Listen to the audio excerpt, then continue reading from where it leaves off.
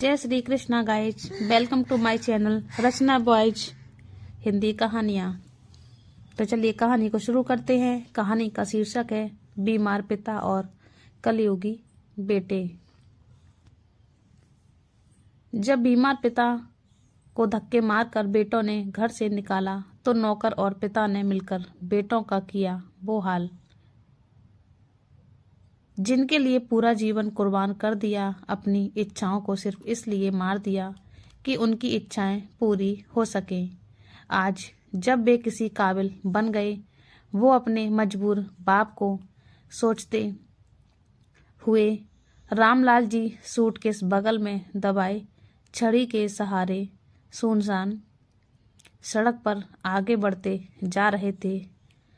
जब आंखों में आई नमी के कारण रास्ता धुंधला होता तो 2 घड़ी रुककर अपनी आंखों को पहुंचते और सिसकते हुए फिर उन्हीं बातों में खो जाते जो उस रात उनके तीनों बेटे आपस में कर रहे थे। मंझला बेटा रोहित बड़े बेटे सुमित से कह रहा था, तो आपने क्या सोचा भैया, पिताजी को इस हालत में घर में रखना ठीक है? मैं तो कहता हूँ कि बनारस या हरिद्वार के किसी वृद्धा आश्रम में भिजवा दो। कम से कम यहाँ से तो जाएं, छोटे बेटे रोहित ने कहा।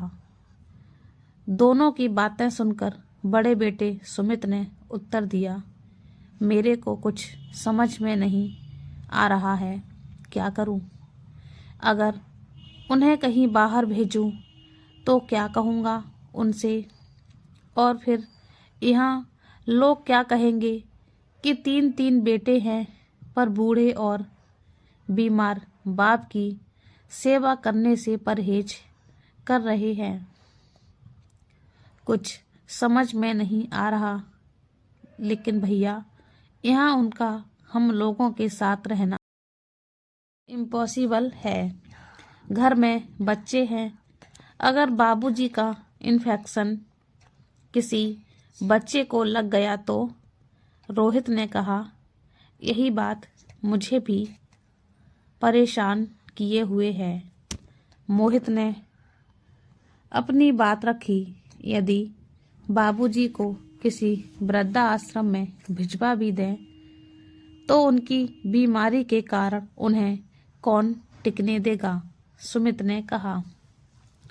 अरे हम उन्हें वृद्धा आश्रम भिजवा दें जिससे हमारी लाइफ तो सेफ हो जाए, फिर वहाँ जाकर ये जाने और वृद्धा आश्रम वाले चाहे तो रखें चाहे तो निकालें, हमें क्या?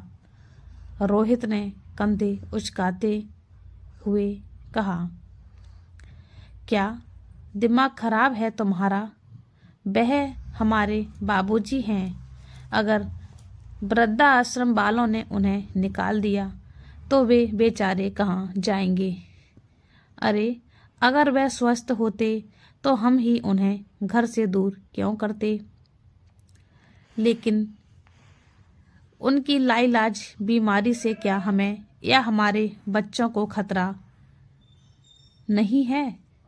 भैया आप समझते क्यों नहीं हैं कि कोढ़ है। उन्होंने तो अपनी लाइफ जी ली, 2 साल बाद 80 के हो जाएंगे, फिर उनके पास समय ही कितना रहेगा। वैसे भी हो सकता है कि इन 2 सालों में उन्हें मुक्ति मिल जाए, लेकिन ये तय है कि यदि हम में से किसी को या हमारे बच्चों को उनकी बीमारी लग गई तो हम सबकी जिंदगी बर्बाद हो जाएगी, मोहित ने कहा। कलयुगी बेटों के अपने पिता के बारे में ऐसे विचार सुनकर उनका मन एक पल भी उस घर में टिकने को नहीं कर रहा था। जिस बिस्तर पर लेटते ही उन्हें नींद आ जाया करती थी। वहीं बिस्तर उन्हें कांटों भरा लग रहा था। बेचैन होकर करवटें बदलते रहे। कभी उठकर अपने कमरे में टहलते तो कभी खिड़की से बाहर झांक कर बंगले के लॉन को निहारते। दूधिया रोशनी में नहाए बंगले के लॉन में नन्हे नन्हे कदमों से भागते। तीनों बेटों को बचपन की तस्वीरें एक एक करके उनकी आंखों के आगे आ रही थी। एक ही पल में सब कुछ कितना बदल गया। एक एक ईंट को अपनी पत्नी के साथ सजाकर जिस मकान को घर बनाया था, आज वही घर कंक्रीट की इमारत से ज्यादा कुछ भी नहीं लग रहा था। ऐसी तमाम बातें याद करते हुए अपने बंगले के कोने कोने को निखारते और उससे जुड़ी यादों में खो जाते। लगभग आधी रात यूं ही बीत गई। जब उनसे नहीं रहा गया तो घर से निकल आए। वह सुनसान सड़क आगे से दो हिस्सों में बंट गई। एक हिस्सा शहर की पॉश कॉलोनी में जाता था और दूसरा एक पुरानी बस्ती में। रामलाल ने एक उदासी भरी दृष्टि दोनों ओर डाली और बस्ती की तरफ मुड़ गए, जहां अपने जीवन के आरंभिक दिनों में वह रहा करते थे। आगे सड़क और अंधेरी हो गई थी, लेकिन उनके दिमाग में अपने बेटे की बातें अभी तक बिजली की कौंध रही थीं। उनके कदम धीरे धीरे आगे बढ़ते जा रहे थे। अंततः बड़े बेटे सुमित का निर्णय स्वीकार कर लिया कि बाबूजी को बड़े बेटे की ससुराल मथुरा में उसके एक परिचित के अस्पताल में भर्ती करवा देंगे। कुछ समय तक इलाज का नाटक करेंगे। इसके बाद उन्हें छुट्टी दिलाने के लिए डॉक्टर से कह देंगे। यह बात सोचते ही रामलाल जी को ठोकर लगी और मुंह के बल सड़क पर गिर पड़े। जैसे तैसे खुद को संभाला और पास के एक चबूतरे पर बैठ गए और बेतहाशा रोने लगे। रह रह कर अपनी पत्नी रमा को याद करके बिलख पड़ते। उन्हें अपने बीते दिन याद आ रहे थे, कैसे उन्होंने और उनकी पत्नी अपने बड़े बेटे सुमित का जीवन बचाने के लिए डॉक्टर से गुहार की थी। अपने शरीर में खून की कमी होने पर भी रमा अपना खून देकर अपने बेटे को बचाने के लिए पागलों की तरह डॉक्टर के पैर पड़ रही थी। और वह है कि अपने बूढ़े बाप को ही दिल में एक हक सी उठती है और अपने भाग्य को कोसने लगे। ठंडी हवा उनके शरीर पर सुई सी चुभा रही थी। आकाश पर बादल और उनके मानस पटल पर पुरानी यादें घिरने लगी। पिछली जिंदगी के बारे में सोचते सोचते कब सुबह हो गई, उन्हें पता नहीं चला। सुबह के समय उनकी आंख लगी हुई थी कि चबूतरे से सटा दरवाजा खुल गया और फिर 30 साल के एक युवक ने उनके कंधे पर हाथ रखकर उन्हें जगाया। वह शक पकाकर उठ गए और क्षमा मांगते हुए वहां से चलने के लिए खड़े हुए ही थे कि वह लड़का एकदम बोल उठा, आप तो रामू काका हो, आप यहाँ कैसे? रामलाल जी ने उसके चेहरे की ओर देखा और पहचानने की कोशिश करने लगे, लेकिन उनकी धुंधली आंखों और क्षीण स्मृति के कारण पहचानने में मुश्किल हो रही थी।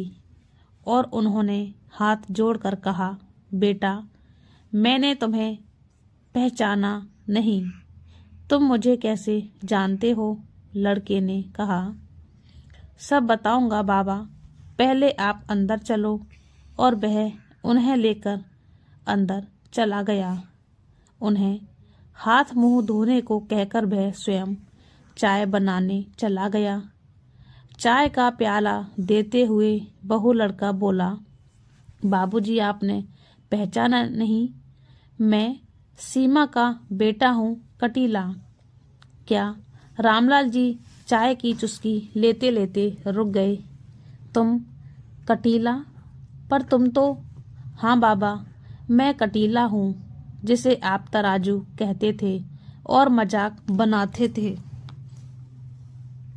आप लोग कहते थे कि तू तराजू की तरह है, तेरा पलड़ा न मर्द की तरफ है और न औरत की तरफ, बीच में ही रुका है। और ये कहकर आप सब ठहाका लगाकर हंसते थे। मैं वही कुटीला हूँ जिस आपके बेटे के कमरे में बंद करके कपड़े उतारते और कहते कहते कटीला का गला भर गया। उसकी आंखें भर आईं। खुद को संभालते हुए उसने आगे कहना शुरू किया, रामू बाबा, आपको याद है कि आपके बेटे मेरी झूठी शिकायत आपसे की और आपने मुझे माँ के साथ घर से निकाल दिया था, याद है आपको? उसकी बात सुनकर रामलाल जी की स्मृति पटल पर 25 साल पहले उनके घर में काम करने वाली सीमा और इसका बेटा कटीला की छवियां उभरने लगी। उसी के साथ उन्हें वह दिन याद आया जब सीमा उनके पैरों पर पड़ी थी और अपने बेटे को उससे दूर न करने की विनती कर रही थी।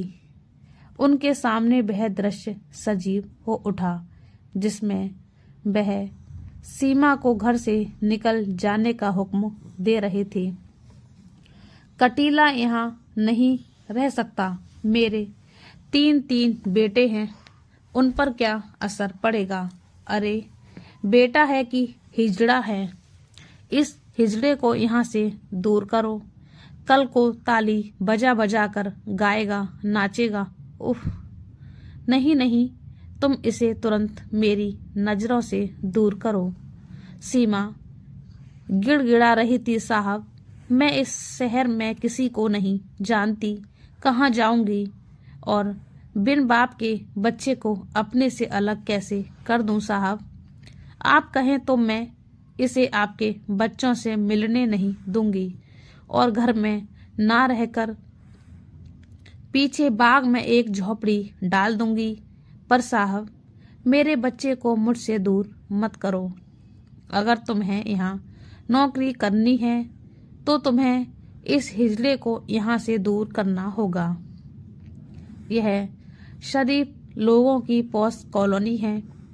इस कॉलोनी में हमारा कितना मान है।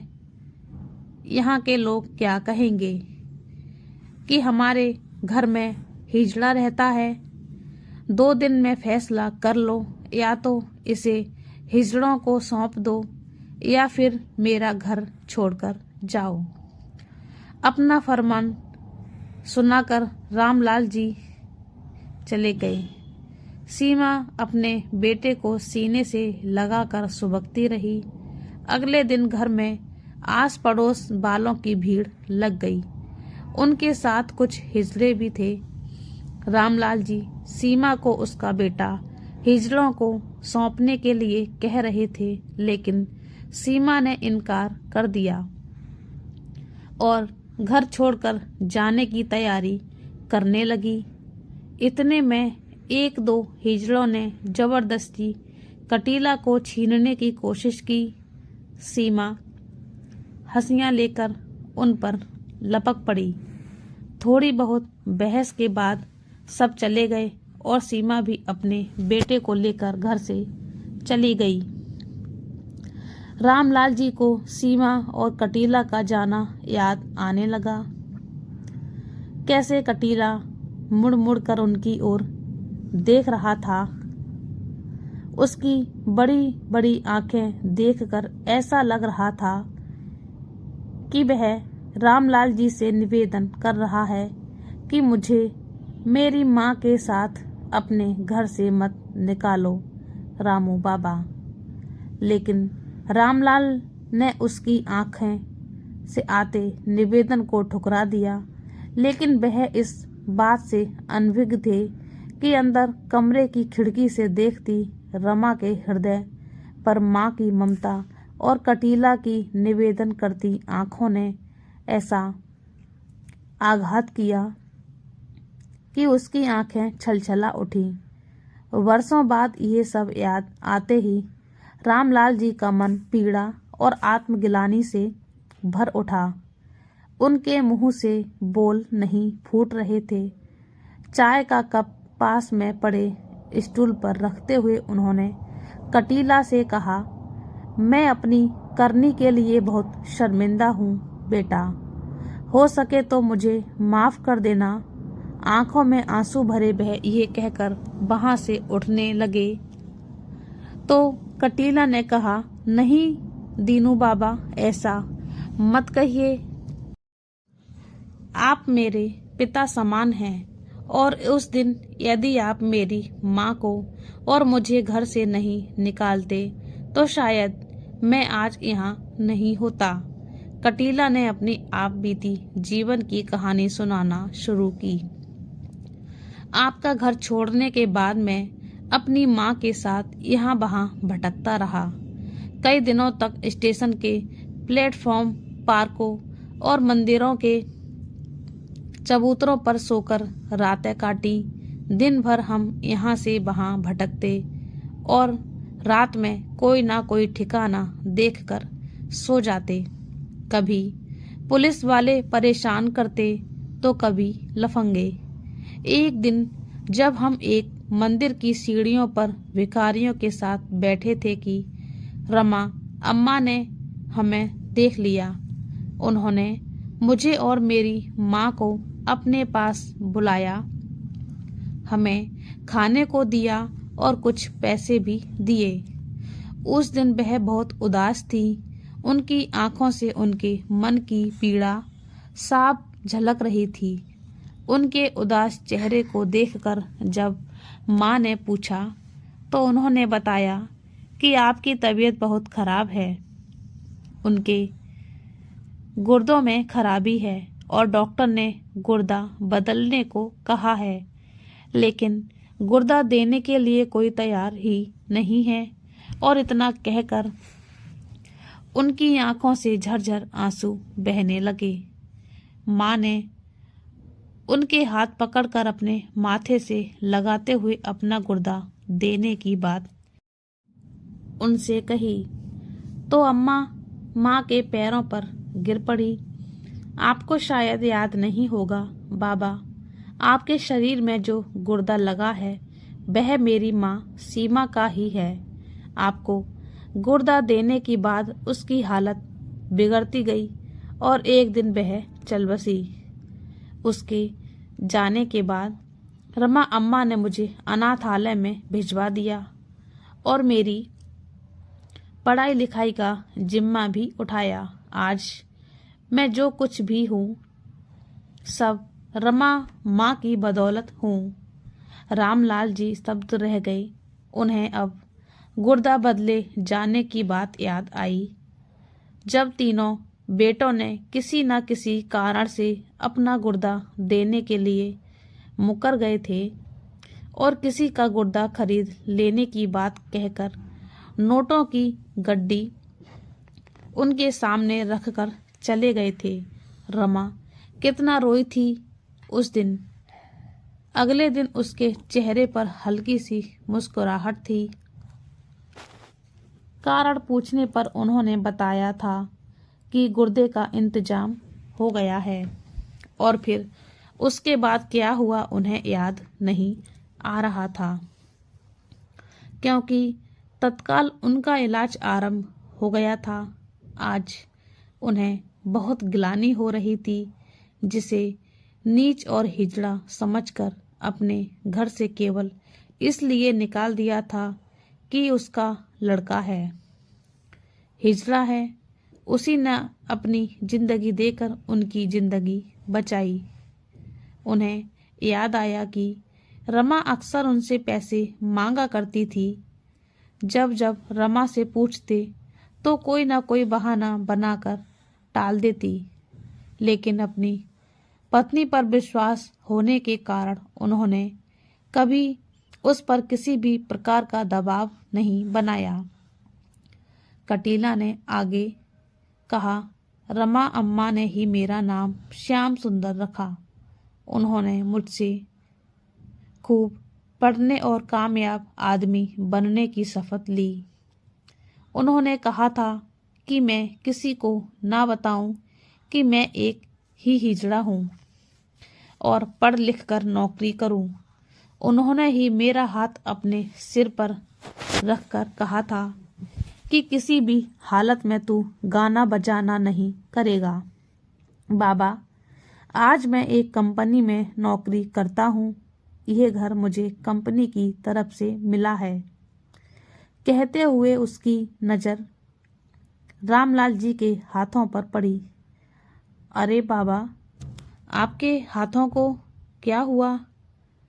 कटीला ने उनके हाथों को पकड़ने की कोशिश की, लेकिन रामलाल जी ने अपने हाथों को छुपाते हुए बोले, नहीं नहीं बेटा, तुम मुझे मत छुओ, मुझे कोढ़ है, इसीलिए मैंने घर छोड़ दिया। और इतना कहते कहते वे फपक पड़े और सारी कहानी कटीला को सुना दी। कटीला ने उन्हें सांत्वना दी और उनके हाथों का निरीक्षण करने लगा। इस तरह से निरीक्षण करने के बाद बोला, रामू बाबा, आपको शायद नहीं मालूम कि मैं जिस कंपनी में काम करता हूँ वहाँ कुष्ठ रोगियों के लिए ही दवाइयाँ बनाई जाती हैं।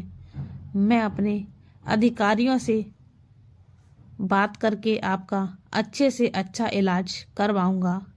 आप निश्चिंत रहिए। रामलाल जी सजल नेत्रों से छवि के लग गए और बोले, पर बेटा, मेरी बीमारी अगर तुम्हें लग गई तो?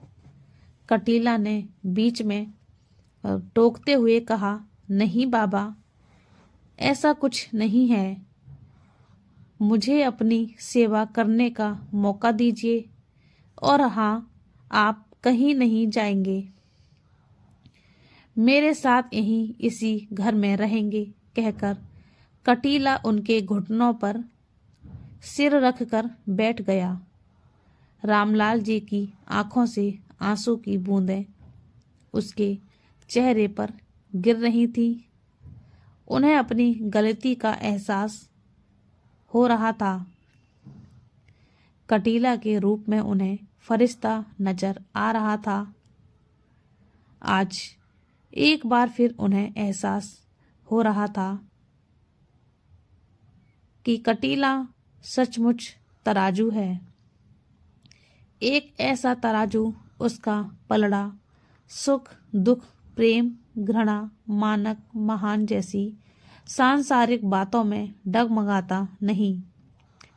यह सब सोचकर वह उसके सिर पर प्यार से हाथ फेरने लगे। उनके मन में रह रह कर एक ही बात उठ रही थी, काश तू मेरा बेटा होता। समय के साथ रामलाल जी की हालत सुधरने लगी। एक दिन जब कटीला काम से वापस आया तो देखा कि रामलाल जी घर पर नहीं हैं। कटीला ने उन्हें बहुत ढूंढा पर उनका कुछ पता नहीं चला। निराश होकर ये सोचकर घर लौट आया कि शायद अपने घर वापस चले गए होंगे। लेकिन बताकर जाते तो क्या मैं उन्हें रोक लेता? दुखी और उदास कटीला अभी अपने घर का दरवाजा खोल ही रहा था कि एक टेम्पो उसके घर के सामने आकर रुका, जिसमें रामलाल जी बैठे थे। उन्हें देखकर कटीला तुरंत टेम्पो के पास आ गया और बोला, रामू बाबा, आप कहाँ चले गए थे? मैं कितना परेशान हो रहा था। कम से कम बताकर तो जाते। सब बताता हूँ, पर पहले ऑटो में बैठ और मेरे साथ चल, तुझे सब समझ आ जाएगा। कटीला ने अपने घर के दरवाजे पर ताला लगाया और उनके साथ ऑटो में बैठ गया। लगभग 10 मिनट के बाद ऑटो उनके बंगले के सामने रुका। वह कटीला का हाथ पकड़कर बंगले के अंदर ले गए। शाम ढलने लगी थी, लेकिन उनके बूढ़े शरीर में एक नया जोश भरा हुआ लग रहा था। बंगले में लगे रंग बिरंगी बल्बों की रोशनी से बंगला चमक रहा था। लॉन में लगे बड़े से फव्वारों से धीमा धीमा संगीत सुनाई पड़ रहा था। अंदर पहुंचकर उन्होंने देखा कि उनके तीनों बेटे हाथ में शराब भरे कांच के गिलास लिए लॉन में घूम रहे हैं। वहीं पास में एक मेज पर शराब की बोतल और प्लेटों में काजू और कटे फल रखे हैं। बड़े बेटे ने उन्हें देखा तो आश्चर्यचकित हो गया। बड़ा बेटा सुमित उनके पास आकर एकदम भड़क गया। ये क्या तमाशा है पापा? इतने दिनों से कहाँ गायब थे? हमने आपको कहाँ कहाँ नहीं खोजा। जाना ही था तो कम से कम बताकर चले जाते। यह क्या कि चोरों की तरह रातों रात गायब हो गए। इससे पहले कि वह कल कुछ और बोलता, रामलाल जी ने कहा, पर तुम लोग तो मेरे साथ रहना नहीं चाहते हो, फिर मुझे क्यों ढूंढ रहे थे? यह सुनकर तीनों सन्न रह गए। बहुत हिम्मत जुटाकर छोटा बेटा रोहित आगे आया और बोला, वह इसलिए कि आपको है कोढ़ और हम नहीं चाहते कि आपका ये रोग हमें या हमारे बच्चों में फैले। रामलाल जी बोले, ओह, इसका मतलब मैं तुम लोगों के साथ नहीं रह सकता। जी, मंझले बेटे मोहित ने अपनी सहमति जताई। ठीक है, मैं जानता था कि यही होगा, इसलिए मैंने भी कुछ निर्णय लिया है। निर्णय लिया है का क्या मतलब है? आप कहना क्या चाहते हैं? सुमित ने पूछा। यही कि यदि तुम लोग मेरे साथ नहीं रह सकते तो अपने रहने का ठिकाना ढूंढ लो, क्योंकि ये घर मेरा है और मैंने इस घर को एक आश्रम बनाने का फैसला किया है। एक ऐसा आश्रम जिसमें अपने परिवार और समाज से तिरस्कृत लोगों को सहारा मिले, उनकी देखभाल हो, और इसका जिम्मा मेरे गोद लिए बेटे श्याम सुंदर का है। यही इस आश्रम को संभालेगा। ये कहते हुए उन्होंने कटीला के सिर पर हाथ फेरा और वसीयत के कागज सुमित के हाथ में पकड़ा दिए। तीनों बेटे एक दूसरे का मुंह ताक रहे थे और उनके हाथ में वसीयत के कागज हवा से ऐसे फड़फड़ा रहे थे जैसे खिलखिलाकर हंस रहे हैं। आज उन्हें अपनी करनी का फल मिल गया था। एक पिता सिर्फ अपने बेटों को प्यार ही नहीं दे सकता, उन्हें जिंदगी का सबक भी दे सकता है। दोस्तों, ये हमारे समाज का सबसे बड़ा दुर्भाग्य है कि आजकल के बच्चे इतने इंसेंसिटिव हो गए हैं कि बीमारी में और इस उम्र में माँ बाप को अपने बच्चों के प्यार, सहानुभूति और साथ की ज़रूरत होती है। उस समय में वह माँ बाप को अकेले छोड़ देते हैं और माँ बाप उन्हीं बच्चों के लिए इस बीमारी से लड़ जाते हैं, भगवान से भी लड़ जाते हैं, और वही बच्चे बुढ़ापे में उन्हें कौन कौन सा दिन दिखाते हैं। तो दोस्तों, ये कहानी आपको कैसी लगी हमें अपनी राय कमेंट करके बताइए। और आप हमारे चैनल पर नए हैं तो हमारे चैनल को सब्सक्राइब कर लीजिए और बेल आइकन को दबा दीजिए ताकि हमारी वीडियो का नोटिफिकेशन आपको मिलता रहे। कहानी को पूरा देखने के लिए धन्यवाद। जय श्री कृष्णा। राधे राधे।